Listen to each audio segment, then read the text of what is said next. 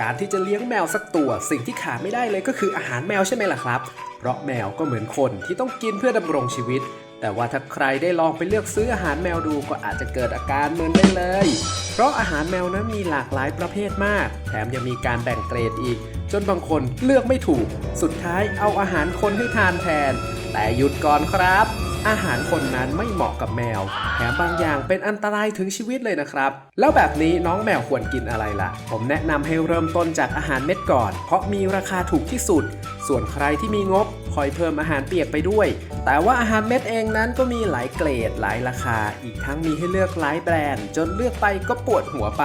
ฉะนั้นวันนี้เรามาทำความรู้จักกับอาหารแมวแต่ละประเภทเพื่อที่จะได้ไปเลือกซื้ออาหารเม็ดให้น้องแมวได้เหมาะสมดีกว่าครับ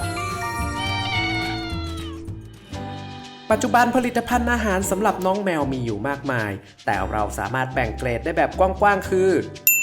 1. เกรดสแตนดาร์ดเป็นอาหารแมวแบบธรรมดาทั่วไป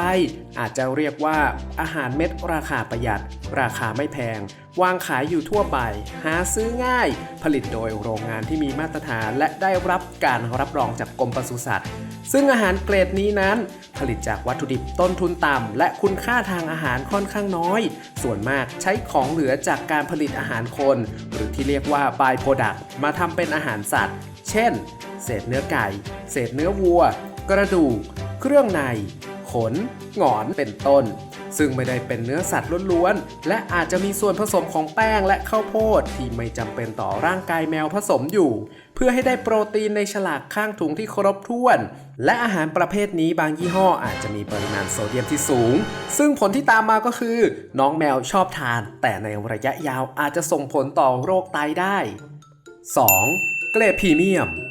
เกรดพรีเมียมราคาจะแพงกว่าเพราะจะใช้วัตถุดิบที่ดีขึ้นมาจากเกรดธรรมดาแต่อาจจะยังมีการใช้บายโปรดักต์ผสมอยู่บ้างแต่หลักๆแล้วแหล่งโปรตีนควรมาจากเนื้อสัตว์เป็นหลักโดยเกรดนี้อาจมีการแบ่งแยกย่อยเป็น Upper Premium และ Super Premium ซึ่งหลักๆคือการใช้ส่วนผสมที่ดีขึ้นอาจมีการแบ่งเป็นสูตรเฉพาะต่างๆเช่นสูตรบำรุงขนสูตรกำจัดก้อนขนสูตรอินดอร์เป็นต้น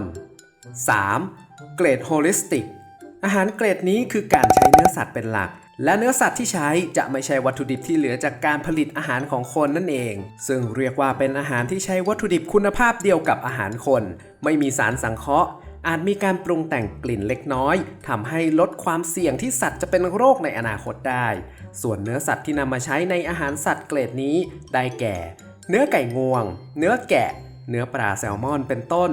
ส่วนพืชก็จะใช้พืชที่มีสารอาหารที่ร่างกายสัตว์เลี้ยงสามารถนำไปใช้ประโยชน์ได้นอกจากนี้ยังมีอาหารเกรดเกรนฟรีที่เป็นเกรดที่พัฒนาต่อยอดมาจากโฮลิสติกอีกขั้นหนึ่งโดยจะยังคงใช้ส่วนผสมที่เป็นวัตถุดิบคุณภาพเดียวกับอาหารคนแต่ปราศจากส่วนผสมของธัญพืชที่เป็นอันตรายหรืออาจก่อให้เกิดอาการแพ้ต่อสัตว์เลี้ยงได้ทำให้ได้อาหารที่มีคุณภาพสูงที่สุดซึ่งแน่นอนว่าราคาก็สูงที่สุดในบรรดาอาหารสัตว์ทุกเกรดเช่นกันมาถึงตอนนี้อาจจะพอสรุปได้ว่าอาหารแมวที่มีราคาแพงกว่าก็เพราะใช้วัตถุดิบที่ดีกว่าผ่านการคำนวณคุณค่าทางโภชนาการมาเป็นอย่างดีทำให้ส่งผลดีต่อสุขภาพมากกว่าแต่สำหรับบางคนการซื้ออาหารสัตว์เกรดโฮลิสติกหรือเกรนฟรีนั้นอาจจะเกินงบมากเกินไปอาหารสัตว์เกรดพรีเมียมนั้นก็ยังถือว่าเพียงพอต่อสุขภาพที่ดีโดยการเลือกนั้นควรพิจารณาจากฉลากก่อนซึ่งสิ่งที่ต้องพิจารณาจะมีอยู่2ส่วนใหญ่ๆคือ 1. ส่วนที่เรียกว่า Guarantee Analysis หรือก็คือปริมาณของสารอาหารเช่นเปอร์เซ็นต์ของโปรตีนเปอร์เซ็นต์ของไขมันเปอร์เซ็นต์ของไฟเบอร์หรือเปอร์เซ็นต์ของคาร์โบไฮเดรตซึ่งอาหารเกรดสูงๆนั้นส่วนมากจะมีโปรตีนอยู่ราวๆที่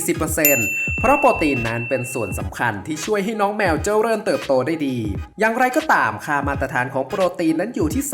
30% หากต่ำกว่านี้อาจจะพบได้ในอาหารเกรดซึ่งถ้าไม่จำเป็นจริงๆก็ควรหลีกเลี่ยงจะดีกว่าครับอย่างไรก็ตามการที่น้องแมวทานอาหารที่มีโปรตีนสูงๆติดต่อกันเป็นเวลานานก็ต้องระวังในเรื่องของโรคนิ่วด้วยอย่าลืมให้เด็กๆทานน้ำบ่อยๆด้วยนะครับและอีกส่วนที่เน้นคือเส้นใยถ้าอยากให้น้องแมวขับถ่ายได้ดีก็ควรเน้นอาหารเม็ดที่มีเส้นใยมากๆแบบ 3-6% ขึ้นไป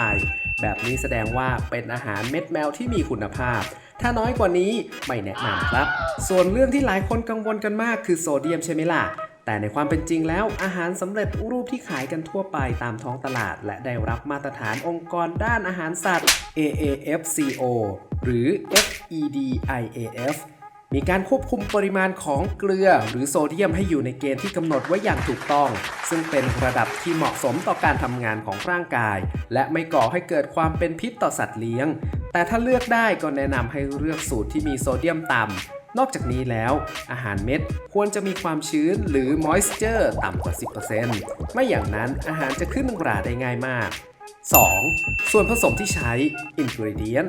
ในส่วนนี้ AAFCO บังคับให้เขียนเรียงตามลำดับส่วนผสมที่มากที่สุดไปถึงส่วนผสมที่น้อยที่สุดโดยทาสอย่างเราสามารถดูส่วนผสม 4 อันดับแรกของส่วนประกอบหลักเพื่อพิจารณาคุณภาพก็ได้ครับซึ่งอาหารแต่ละเกรดนั้นจะวัดกันที่จุดนี้เลยว่าเป็นเกรดไหน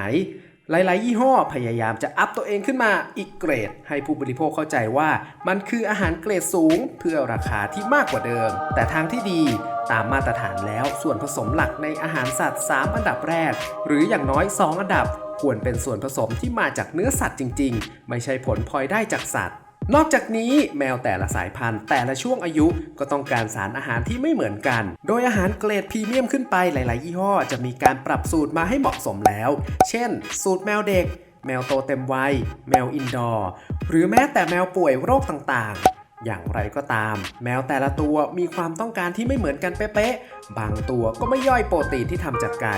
บางตัวก็แพ้ข้าวบาเล่เราจึงต้องคอยสังเกตอาการของนกแมวเช่นดูผิวหนังกับสุขภาพเส้นขนถ้าปกติแล้วโปรตีนสามารถนำไปย่อยได้ดีขนจะแสดงให้เห็นว่าเป็นเงาสวยไม่ร่วงมากกว่าปกติผิวหนังจะสีชมพูถ้าเมื่อไหร่ที่ขนเริ่มแห้งหรือร่วงมากอาจจะแปลได้ว่าดูดซึมอาหารพวกโปรตีนกับไขมันได้ไม่ดีถ้าผิวหนังมีจ้ำแดงหรือมีอาการแพ้เป็นตุ่มหนองก็อาจจะเป็นไปได้ว่าแพ้อาหารชนิดนั้นรวมไปถึงการสังเกตจากอึที่ออกมาถ้าเกิดอึมีปริมาณเยอะกว่าอาหารที่กินเข้าไปหรือมีลักษณะเหลวๆต่างจากปกติแสดงว่าอาหารที่กินมีการดูดซึมที่ไม่ดีอาจจะต้องลองเปลี่ยนอาหารดูครับถ้าเกิดอึที่ออก